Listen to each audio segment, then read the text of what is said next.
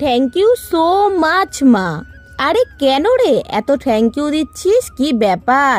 জানো মা, আজকে টিফিনে যেটা তুমি বানিয়ে দিয়েছিলে না, এত ভালো খেতে হয়েছিল। ওই গন্ধে আন্টিরা অফিস রুম থেকে আমার টিফিন বক্সের কাছে চলে আসলো। কি বলছিস কি? হ্যাঁ গো মা, সত্যি কথা বলছি। বন্ধুরাও টিফিন শেয়ার করে খেতে চাইতো না, আজকের কাড়াকাড়ি করে বাটি দেখো পরিষ্কার করে ফেলেছে টিফিন বক্সের। তাই নাকি? তুমি তাহলে ওটা কিভাবে বানালে একটু বন্ধুদেরকে বলো। প্রথমে গরম দুধে পোস্ত 4 মগজ ভিজিয়ে রাখলাম 10 মিনিটের মতন। তারপরে একটা আদা আর কাঁচা লঙ্কা মিক্সিতে বেটে নিলাম। একটা বাটির মধ্যে টক দই, আমি জল ঝরাইনি, ওই টক দইটা দিয়ে দিলাম। কাশ্মীরি লঙ্কার গুঁড়ো দিয়ে দিলাম, স্বাদ মতো লবণ, চিনি দিয়ে দিলাম। এবারে 1 চামচ ছাতু আর 2 চামচ গুঁড়ো দুধ, আগে থাকতে যে আদা কাঁচা লঙ্কার পেস্টটা সেটাও এর সাথে অ্যাড করে দিয়েছি। পোস্ত 4 মগজ যেটা বেটেছিলাম সেটাও অ্যাড করে দিয়েছি।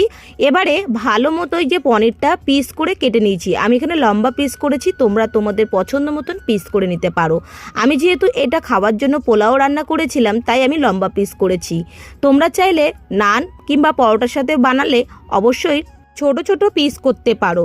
এবারে আমি এখানে 1 চামচ দিয়ে নিয়েছি গোলাপ জল, কেওড়া জল 1 চামচ করেই আমি দিয়েছি, আর মিঠা আতর আমি 2 ফোঁটা মতন দিয়েছি।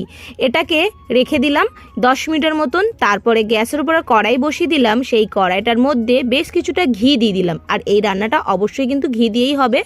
এবারে ঘি দেওয়ার পরে তারপরে একে একে পনিরগুলো একটু ভেজে দিলাম লাল করে, তারপরে বাকি যে মশলাটা ছিল সেটাও দিয়ে দিলাম। দিয়ে গ্রেভি এরকম একটা কালার ছাড়লে তারপরে গরম মশলার গুঁড়ো দিয়ে গরম গরম পোলাওর সাথে দারুণ লেগেছিল, ছেলে তো বললই।